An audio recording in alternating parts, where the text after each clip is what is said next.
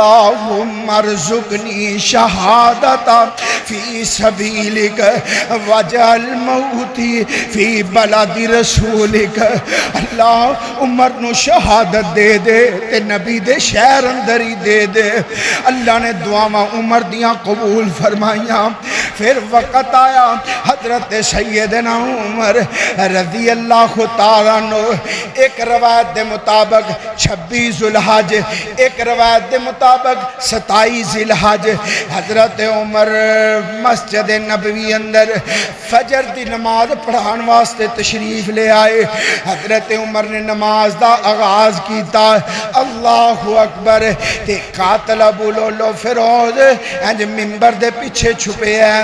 حضرت عمر دا قاتل چھپے آئے تے عمر نو پتہ چلیا، بولو عمر نو پتہ کوئی نہیں چلے آتے آندے نے، لوگ آندے نے ولیاں دیاں بلیاں بھی غیب جان دیاں نے۔ میں آنا صحابہ نالوں وڈا رب دا ولی کوئی ہو سکدا نہیں ہو سکدا، پر عمر نو قاتل دا نہیں پتہ چلے آم۔ حضرت عمر نے نماز شروع کی تھی ہے، اے آگے بڑھے آم، انہیں حضرت عمر دے پیٹ دے اندر خنجر دوار کیتا۔ پورے 24 لاکھ مربع میل دا حکمران انج زمین تے تڑپ دا پہ آئے۔ نماز دی اہمیت، حضرت عبد الرحمن بن عوف نو بازو تو پکڑے آم، مسلح تے کھڑا کر دیتا ہے۔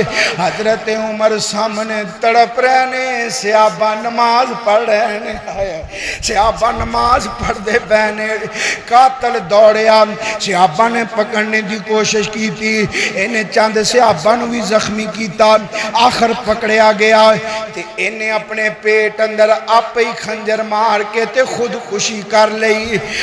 عمر دا دشمن نے اپنے آپ نو ہی مار لے آئے، عمر دا دشمن اپنے آپ نو ہی ماریا کر دائے۔